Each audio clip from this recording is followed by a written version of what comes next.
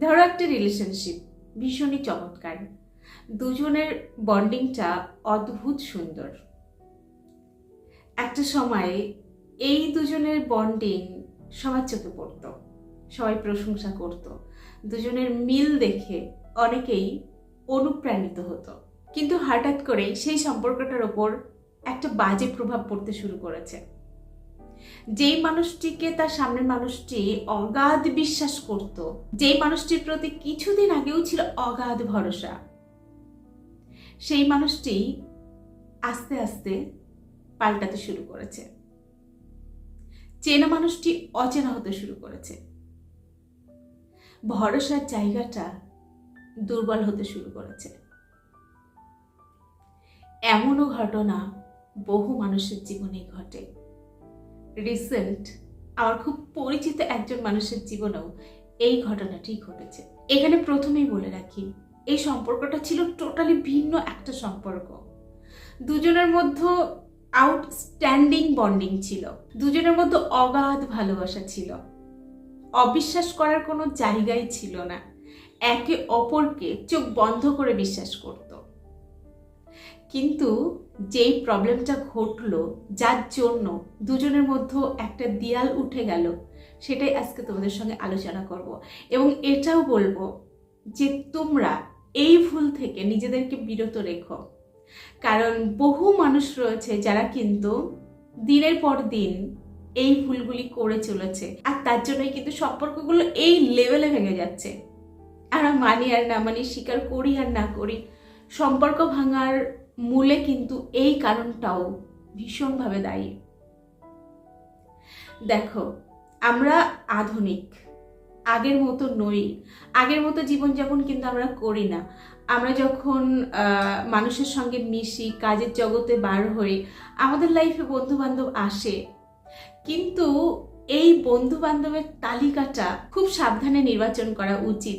এবং আমি ব্যক্তিগতভাবে এটাও মনে করি, যখন তোমার লাইফে তোমার প্রিয় একজন মানুষ রয়েছে, তখন ওই মানুষটিকেই না প্রথম সারিতে রাখো, বন্ধুর তালিকায় প্রথম রাখো তোমার প্রিয় মানুষটিকে। অনেকেই এটা করে, কোনো একজন মানুষকে ভালোবাসে, তার প্রিয় একজন মানুষ রয়েছে, বা তার হাজবেন্ড রয়েছে, বা তার ওয়াইফ রয়েছে, তা বাদেও একাধিক মানুষের সঙ্গে খুব মন খুলে কথা বলে, মেশে। দেখো, মন খুলে কথা বলা বা মেশাটা কিন্তু অন্যায় নয়, কিন্তু একটা বিষয় মাথায় রাখতে হবে যে আমি যখন অন্য কারোর সঙ্গে কথা বলছি, তখন না আমার সচেতন থাকা প্রয়োজন যে আমার লাইফে কেউ একজন রয়েছে, তো আমার একটা গণ্ডি থাকা প্রয়োজন, এবং সেই গণ্ডিটা আমি কখনোই ক্রস করতে পারি না। এটা নিজের কাছে আমার প্রতিশ্রুতি দেওয়া প্রয়োজন। দেখো, ভালোবাসার মানুষটির কাছে আমরা অনেক প্রতিশ্রুতি দিই, কিন্তু সেগুলো রাখতে পারি না। কিন্তু নিজের কাছে যখন আমি ক্লিয়ার থাকবো যে আমি একজনকে ভালোবাসি, আমাকেও একজন খুব বেশি ভালোবাসে, তো আমাদের এই ভালোবাসার সম্পর্কে কোনো রকম অন্য কাউকে ঢুকতে দেব না, বা এর ওপর কোনো রকম প্রভাব পড়তে দেব না, এরকম মর্মে কিন্তু নিজের কাছে আমাদের প্রতিজ্ঞাবদ্ধ থাকা উচিত। কিন্তু সত্যি কথা বলতে, এই যে অনেক মানুষের সঙ্গে মেশা, এবং সেখানে দাঁড়িয়ে না আমরা অনেক কিছু অপশান তো হাতে পেয়ে যাই, তো আমরা কি করি, অনেক সময় আমাদের প্রিয় মানুষটির তুলনা অন্য কারোর সঙ্গে করতে শুরু করি, হয়তো মনে মনেই করছি। আমরা এটা বলতে শুরু করি নিজের সঙ্গেই যে আমার থেকে, মানে আমার প্রিয় মানুষটির থেকে ওই মানুষটির এই গুণটা ভালো, ওই মানুষটির এই আচরণটা ভালো, ও লাইফে এই দিকে অনেক বেশি এগিয়ে আমার প্রিয় মানুষটির থেকে। কিন্তু সত্যি কথা বলতে, পারফেক্ট বলে কোনো শব্দ হয় না। প্রতিটি মানুষের মধ্যে কিছু না কিছু কমতি, কিছু না কিছু খামতি অবভিয়াসলি থাকে। আমরা নিজেদের মানুষগুলোকে খুব কাছ থেকে দেখি বলে না তাদেরকে আমরা বিচার করতে পারি, কিন্তু দূর থেকে একটা মানুষকে দেখে আমরা এটাই ভাবি ও পারফেক্ট, এবং ওই মানুষটা যদি আমার লাইফে আসতো তাহলে মনে হয় আমার লাইফটা আরো বেশি বেটার হতো। কিন্তু যখন তুমি তার সঙ্গেও মিশবে না, তখন দেখতে পাবে এমন অনেক ফল্ট তার মধ্যে রয়েছে যেগুলো তুমি আগে হয়তো আশাই করোনি, ভাবোইনি। তো কখনো মনে মনেও নিজের মানুষটির সঙ্গে অন্য কোনো মানুষের কম্পেয়ার করতে যেও না, এটা না মস্ত বড় ভুল। যত তুমি অন্য মানুষের সঙ্গে নিজের মানুষটি কম্পেয়ার করবে, তত না নিজের মানুষটিকে ছোট বলে মনে হবে, তোমার অযোগ্য একজন মানুষ বলে মনে হবে, এবং তার প্রতি না তোমার আকর্ষণ আস্তে আস্তে কমতে শুরু করবে। এবং যখন তুমি বাইরের অনেক মানুষের সঙ্গে মিশবে, তার মধ্যে এমন কিছু মানুষ থাকে যারা কিন্তু এটা লক্ষ্য করে যে তুমি তোমার প্রিয় মানুষটিকে নিয়ে ততটা হ্যাপি নও, তখন কিন্তু তারা ওই সুযোগটা নেয় এবং টুক করে ওই জায়গাতে ঢুকে পড়ে এবং তোমাদের একটা সুন্দর পরিপাটি জীবনটা না পুরো ছারখার করে দেয়। তো এই ভুলটা কখনো করো না। আর আমি ব্যক্তিগতভাবে এটাও মনে করি যে এই দুটো মানুষের মাঝখানে না কাউকে আসতে দিতে নেই। যত তোমরা দুজনকে নিয়ে থাকবে তত সম্পর্কটা না মধুর থাকবে। কিন্তু আমাদের বাইরের জগতের সঙ্গেও মিশতে হবে, সবার সঙ্গে কথা বলতে হবে। আমাদের কাজের সূত্রে অনেক মানুষের সঙ্গে কিন্তু কথা বলতে হয়, আমাকেই অনেক মানুষের সঙ্গে কথা বলতে হয়, কিন্তু আমার নিজের লেভেলটা সবসময় কিন্তু আমি মাথায় রাখি। নিজের পরিধির মধ্যে কখনো কাউকে 1 ইঞ্চি ঢুকতে দেব না, এটাই কিন্তু মাথায় রাখতে হয় এবং এই বিষয়টি সবার মাথায় রাখা উচিত। দেখো, অনেকের সম্পর্ক কিন্তু খুব খারাপ থাকে, মানে ধরো বৈবাহিক জীবন একদম পুরো ঘেটে মানুষটিকে নিয়ে একদমই হ্যাপি নই, তখন কিন্তু আমি এটা বলি যে তোমার যদি একদমই না তার সঙ্গে অ্যাডজাস্ট হয়, তোমার রাইট রয়েছে কিন্তু নিজের জীবনটা আবার সুন্দর করে গুছিয়ে নেওয়ার। কিন্তু একটা মানুষ তোমাকে অনেক বেশি বিলিভ করে, তোমাদের সম্পর্কটা খুব সুন্দর ছিল, সেখানে দাঁড়িয়ে তোমার পাটা যদি পিছলে যায়, তাহলে তুমি কতটা ক্ষতিগ্রস্ত হচ্ছ জানি না, কিন্তু তোমার সামনের মানুষটি যে তোমাকে প্রচুর ভরসা করে, ওই মানুষটির জীবনটা না ছারকার হয়ে যায়। দেখো, আমরা যখন শুনি যে কোনো একজন মানুষের জীবনে এরকম কিছু ঘটেছে, ধরো দুজনকে ভালোবাসতো, সেই ভালোবাসার মাঝখানে অপর একজন চলে এসেছে এবং ওই সুন্দর ভালোবাসাটা পুরোপুরি নষ্ট হতে শুরু করেছে, তখন আমরা এটা কিন্তু খুব ইজিলি বলি যে আরে ছাড় না, ওকে যেতে দে, যে তোকে ভালোবাসে না তুইও তাকে ভালোবাসবি না, তোকে দেখিয়ে দিতে হবে যে তোরও ভ্যালু রয়েছে। এটা কিন্তু বলতে হয়, তার কারণ হচ্ছে এই কথাগুলি যদি না বলি না, তাহলে সেই মানুষটি আরো ভেঙে পড়বে। আমি যদি এটা বলি আহারে তোমার সঙ্গে এটা ঘটলো, খুব অন্যায় হয়েছে, খুব খারাপ হয়েছে, তাহলে কিন্তু মানুষটি নিজেকে আরো দুঃখী ভাবতে শুরু করবে এবং সে কিন্তু খুব বেশি করে আরো ভেঙে পড়বে। তো এই কথাগুলি বলতে হয় না, তোমাদেরকেও বারণ করছি, কারোর জীবনে যদি এটা ঘটে, তোমরা যদি শোনো, কখনো না এরকম সহানুভূতির সঙ্গে কথা বলবে না, তাকে মনোবল দেওয়ার চেষ্টা করবে। কিন্তু সত্যি কথা বলতে যার লাইফে এটা ঘটে, তার ওই সময় প্রতিটা কথা না বিষাক্ত বলে মনে হয় যে আমি ঘুরে দাঁড়াবো, কি করে ঘুরে দাঁড়াবো? যে ছিল আমার লাইফের একটা জগৎ, সেই মানুষটি এখন আমাকে আর ভালোবাসছে না। এটা যে কি বড় ধাক্কা, এটা যে কি চরমতম আঘাত, সেটা ওই মানুষটি ছাড়া অন্য কারোর পক্ষে গেস করা কিন্তু সম্ভবই নয়।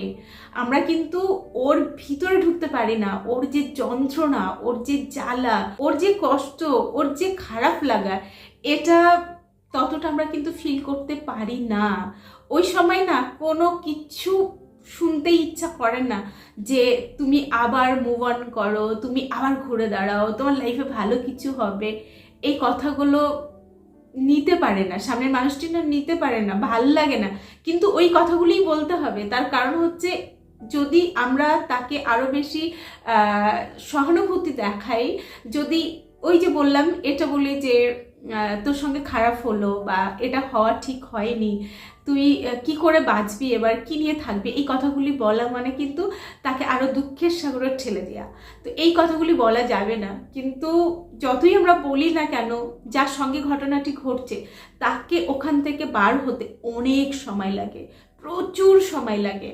এবং ওই কিছু সময়ে অনেকের 1 বছরও লাগে, অনেকের 2 বছরও লেগে যায়, আবার অনেকে ওখান থেকে কোনোদিন বারও হতে পারে না, সেই যন্ত্রণাটা নিয়ে তাকে সারাটা জীবন চলতে হয়। এমন মানুষও কিন্তু অনেক রয়েছে। আবার অনেকে কিন্তু যারা একটু বাস্তববাদী, যারা বাস্তবটা মেনে নিতে জানে, যারা এটা ভাবে যে ঠিক আছে ও যেটা করেছে সেখানে আমার কোনো হাত ছিল না, তো আমাকেও লাইফে এগিয়ে যেতে হবে, আমাকেও বাঁচতে হবে, তারা আবার হয়তো 3-4 মাসের মধ্যে নিজেকে ঘুরে দাঁড় করাতে পারে, কিন্তু এই সংখ্যাটা না খুব কম। তো যেটা বলছিলাম ফার্স্ট, যে আমার খুব পরিচিত একজন মানুষের লাইফে এটা ঘটেছে। তাদের আমি কার জীবনে ঘটেছে, ছেলে কি মেয়ে এটা বলবো না, শুধু এটুকু বলবো যে তাদের একটা গ্রুপ ছিল, মানে কিছু বন্ধু বান্ধব ছিল যারা নিয়মিত বাড়িতে আসতো, আড্ডা দিত, গল্প করত, অনেকটা সময় কাটাতো, পার্টি করতো ইত্যাদি অনেক কিছুই করতো। কিন্তু এদের দুজনের মধ্যে এতটাই মিল ছিল, তার জন্যই হয়তো সামনের মানুষটি কখনো কল্পনাও করেনি যে আমাদের মধ্যে অন্য কেউ ঢুকে যেতে পারে। একটা অন্ধবিশ্বাস ছিল, আর বিশ্বাস থাকাটাই কিন্তু স্বাভাবিক। সম্পর্কের মতো বিশ্বাস না থাকলে সে সম্পর্কের কোনো ভ্যালুই থাকে না। তো একজন অটোমেটিকলি ওর মধ্যে চলে এসেছে, আর যখন কেউ চলে আসে না তখন না যার প্রতি এত অগাধ ভালোবাসা ছিল সেই মানুষটার দিকে না সামনের মানুষটি, মানে যার লাইফে এসেছে, সে কিন্তু খুঁত ধরতে শুরু করে, আঙুল তুলতে শুরু করে, এইটা তোমার খারাপ, ওইটা তোমার খারাপ, তুমি এটা ভালো করছো না, অনেক কিছু বলে। তো এর লাইফেও কিন্তু সেটাই ঘটেছে। হঠাৎ করেই তার এতদিন যেগুলো কখনো খারাপ বলে মনে হয়নি, এখন সেগুলোই কিন্তু প্রশ্ন তুলছে, অনেক বিষয় আপত্তি তুলছে, তাকে আর খুব একটা ভালো লাগছে না, এটা বিভিন্ন ইঙ্গিতে বোঝাচ্ছে। এবং যেই মানুষটি এতদিন নিজের মোবাইলে কোনো পাসওয়ার্ড রাখতো না, এখন সেটা রাখতে শুরু করেছে। লুকিয়ে লুকিয়ে কারোকে টেক্সট করছে, কথা বলছে, মেসেজ করছে। এটা বুঝতে পারেনি যে ওই টেক্সট আমার কোনো চেনা মানুষের কাছে যাচ্ছে, আমার পরিচিত মানুষটি আমার মাঝে ঢুকে পড়েছে, বুঝতে পারেনি।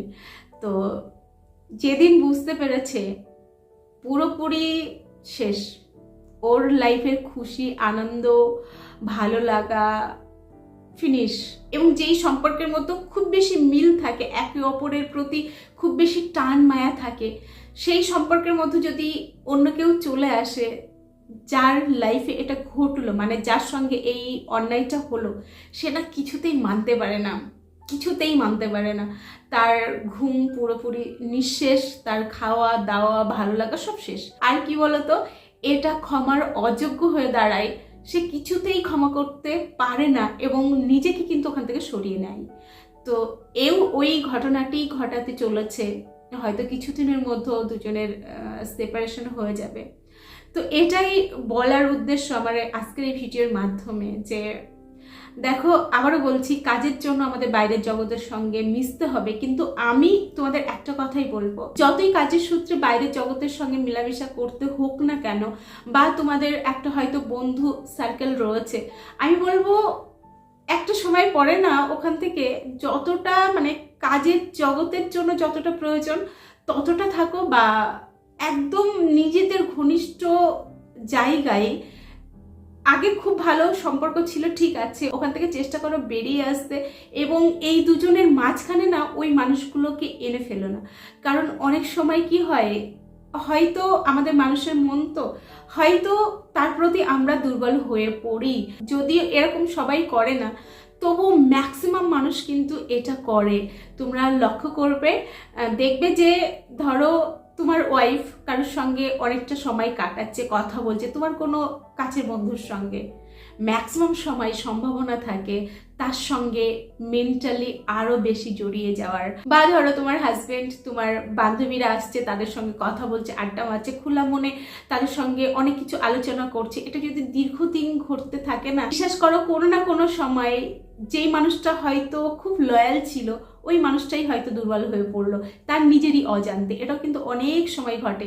তার জন্যই কিন্তু আগেকার মানুষরা বিয়ের পর একদমই পছন্দ করতো না ওই দুজনের মাঝখানে বন্ধু বান্ধব এসে আড্ডা দিক, বা দীর্ঘ সময় ধরে তারা ওই একটা সার্কেলের মধ্যে নিজেকে ডুবিয়ে রাখুক, এটা পছন্দ করতো না। যদিও আমার এই কথাগুলো মান্ধাতার আমলের কথা হয়ে যাচ্ছে, কিন্তু সত্যি কথা বলতে একটা রিলেশনশিপ সুন্দর রাখতে গেলে না এই বিষয়গুলিও মাথায় রাখা প্রয়োজন। কারণ এখনকার দিনে একজনের সঙ্গে আরেকজনের যোগাযোগ করাটা খুব ইজি, ফোনের মাধ্যমে কিন্তু করে নিতে পারি, এবং সেই মানুষটি যদি দীর্ঘদিন বাড়ি আসতে শুরু করে তাহলে কিন্তু বিপদের সম্ভাবনা আরও বেশি ঘটে। তো আবারও বলছি, সবার জীবনে যেটা ঘটে তা নয়, কিন্তু ম্যাক্সিমাম মানুষের জীবনে এটা ঘটে। তো পরিশেষে এটাই বলবো, তুমি যদি দেখো তোমার প্রিয় মানুষটি পাল্টে যাচ্ছে, অন্য কাউকে কল করছে, মেসেজ করছে, অন্য কারোর সঙ্গে মেলামেশা করছে, দেখো ওই সময় তুমি যত তাকে বারণ করতে যাবে, যত তুমি নিজের কষ্টটা তাকে বোঝাতে যাবে, তত কিন্তু তুমি তার কাছে খেলো হতে শুরু করবে। তো অবভিয়াসলি তুমি চেষ্টা করো তাকে ওখান থেকে ফিরিয়ে আনার, কিন্তু ম্যাক্সিমাম মানুষ পারে না, খুব কম মানুষ রয়েছে পারে। কখন পারে বলবো, যদি সে যার সঙ্গে রিলেশনশিপে গেছে, যার সঙ্গে কথা বলছে, সে যদি সরে যায় তাহলে কিন্তু এ বাধ্য হয় সরে আসতে। কিন্তু দুজনের মধ্যে যদি বন্ডিংটা খুব গাঢ় হয়ে ওঠে তাহলে তুমি কিন্তু পারবেই না, তুমি যাই বলো না কেন, যাই করো না কেন, কিছুতেই তুমি ওখান থেকে ওকে সরাতে পারবে না। আমি এটাই তোমাদেরকে বলবো, চেষ্টা করো, কিন্তু যদি না পারো তাহলে তুমি নিজে ওখান থেকে সরে এসো, এছাড়া আর কোনো অপশন সত্যি হাতে থাকে না। তো চলো আজকের ভিডিও এখানে শেষ করছি। এতক্ষণ আমি তোমাদের সঙ্গে ছিলাম, তোমাদের বন্ধু রোজিনা। আবার তোমাদের সঙ্গে দেখা হচ্ছে নেক্সট ভিডিওতে। ততক্ষণ সকলে ভালো থেকো, সুস্থ থেকো।